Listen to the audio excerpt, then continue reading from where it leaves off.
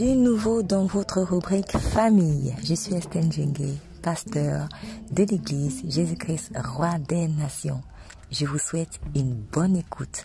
Jésus-Christ vous aime énormément.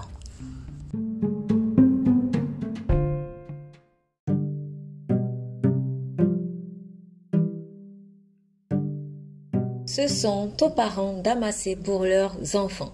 2 Corinthiens 12, verset 14. Voici pour la 3e fois, je suis prête à aller chez vous et je ne vous serai point à charge, car ce ne sont pas vos biens que je cherche, c'est vous-même. Ce n'est pas, en effet, aux enfants à amasser pour leurs parents, mais aux parents pour leurs enfants. Dans les relations familiales, en particulier entre père, mère et leurs fils et filles, il y a un phénomène assez répandu que nous avons normalisé, mais qui n'est pas forcément sain. Compter sur ses enfants pour s'en sortir comme s'ils étaient Dieu à la place de Dieu. Certaines personnes, sous l'emprise de la paresse et motivées par la cupidité, refusent de préparer diligemment leur avenir, se disant qu'il leur suffira de mettre des enfants au monde et ce sera à ces derniers que reviendra la lourde charge de les délivrer de leur détresse. Exemple, situation financière difficile, mariage compliqué, prison spirituelle quelconque, etc. Ainsi, on voit certains parents qui, au lieu de chercher le salut en Jésus-Christ, misent tout sur leur progéniture qui, malgré eux, se retrouvent en train de porter un poids que Dieu ne leur a jamais donné, poids qui, logiquement, les dépassera. En effet, seul Jésus-Christ sauve. Personne ne peut le faire à sa place, même pas vos propres enfants. Sur le plan financier, voir ses enfants comme les sauveurs à la place de Jésus-Christ peut consister à les considérer comme de simples investissements financiers et donc comme des choses pour lesquelles vous attendrez un retour sur investissement. Exemple, des parents qui espèrent récupérer tout l'argent qu'ils ont dépensé pour envoyer leurs filles faire des études scolaires en passant par la dot.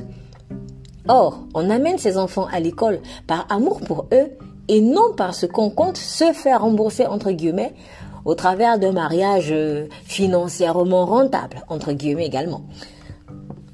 Autre exemple, des parents qui comptent s'asseoir sur la richesse matérielle de leurs enfants au point que ces derniers n'ont plus moyen de s'occuper normalement de la famille qu'ils ont fondée. Il existe même parfois des chantages au nom de « tu dois honorer ton père et ta mère parce que c'est la Bible qui le dit ». Or, si en tant que père et mère, nous asphyxions financièrement nos enfants au détriment de leurs époux, de leurs épouses et des petits-fils s'il y en a, alors nous ne marchons plus dans l'amour. Le vrai amour ne cherche pas son intérêt. 1 Corinthiens 13, verset 5. S'il est normal, et même un devoir, d'ailleurs, de prendre soin de ses pères et mères âgés, il n'est pas normal que ces derniers étouffent leurs fils et filles qui ont aussi désormais de nouvelles responsabilités familiales. C'est à vous d'amasser pour eux et non l'inverse. Par ailleurs, n'oublions pas Genèse 2, verset 24, qui dit « C'est pourquoi l'homme quittera son père et sa mère et s'attachera à sa femme et ils deviendront une seule chair. » Sur le plan spirituel, cette fois-ci, certaines personnes paraissent dans leur relation avec Dieu en chargeant leurs petits-enfants de prier pour leurs problèmes, d'interroger Dieu sur les décisions de vie à prendre, alors que ce sont eux qui devraient apprendre à leurs enfants comment s'approcher de Dieu. Si vous êtes un père ou une mère qui ne connaît pas le Seigneur Jésus et que vous avez besoin de l'aide de votre fils ou de votre fille plus avancé que vous dans la foi, le problème ne se pose pas. Mais dans le cas contraire, surtout si votre fils ou votre fille est encore tout petit, ce n'est pas la sagesse qui vous amène à faire peser sur lui vos fardeaux ou sur elle. En effet, votre enfant n'a pas plus accès à Dieu que vous. Non seulement le salut est offert à tous, mais en plus, vous pouvez vous-même vous approcher librement du trône de la grâce pour recevoir le secours de Dieu.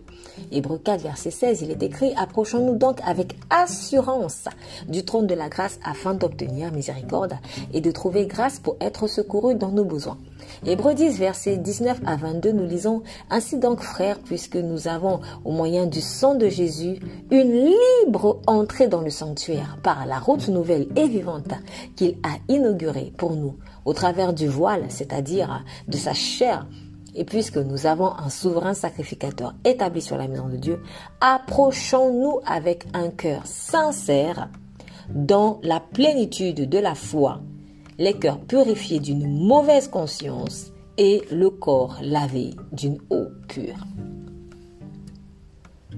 D'ailleurs, souvenons-nous qu'il y a déjà un médiateur entre Dieu et les hommes, Jésus-Christ fait homme. Vos enfants ne peuvent donc pas endosser le rôle de médiateur entre Dieu et vous. Seul Jésus-Christ l'est.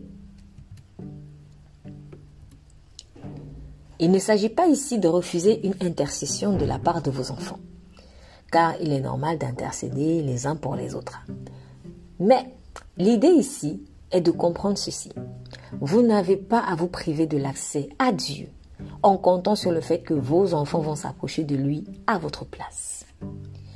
1 Timothée 2, 5, 6. Car il y a un seul Dieu et aussi un seul médiateur entre Dieu et les hommes, Jésus-Christ homme qui s'est donné lui-même en rançon pour tous. Le phénomène de prendre des enfants comme les sauveurs à la place de Jésus est également visible sur le plan amoureux.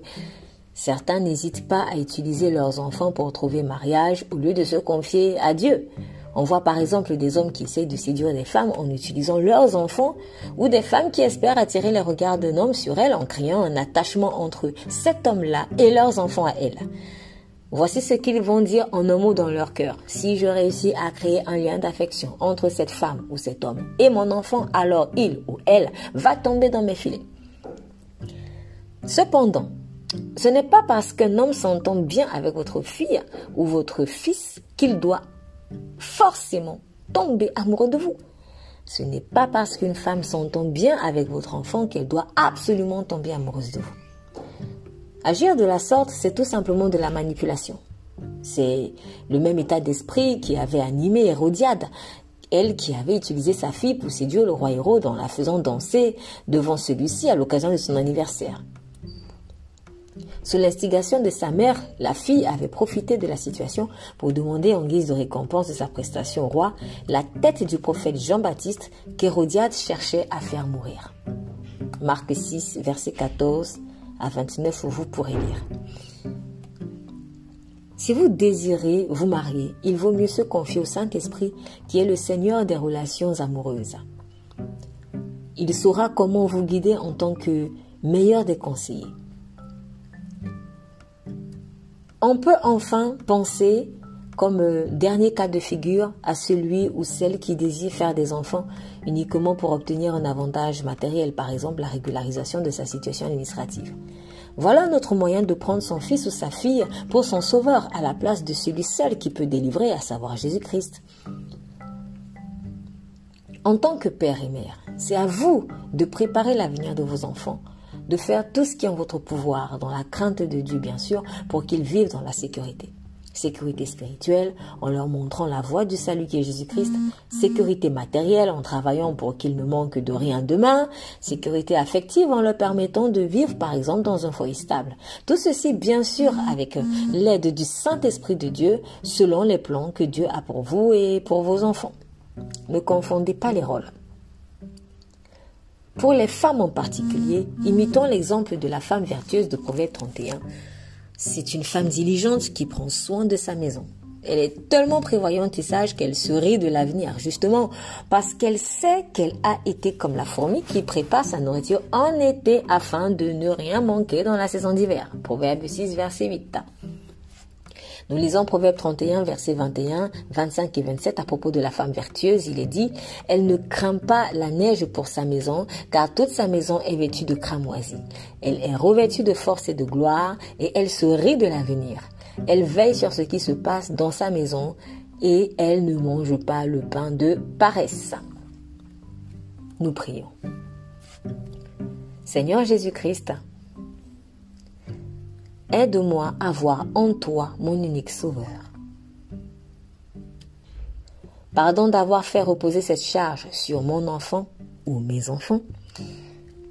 Aide-moi à amasser pour elle ou pour lui ou pour eux et à ne pas ou plus les utiliser pour mes intérêts égoïstes. Amen. N'oubliez pas, Jésus-Christ vous aime énormément.